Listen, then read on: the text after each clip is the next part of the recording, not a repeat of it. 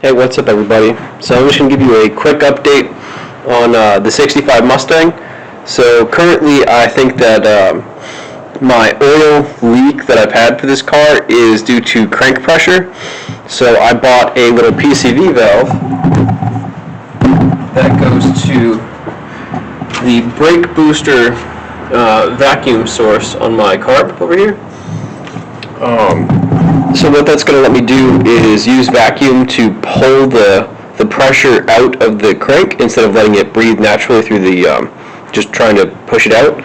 I think that might try and help keep my front and my rear main seal from leaking. I gotta obviously test this and make sure it works when it's all warmed up, but we'll see what that does.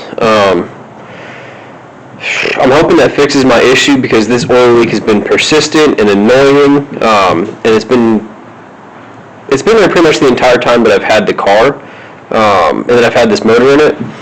So I'm really hoping that that little PCV valve with the vacuum line on it fixes that issue.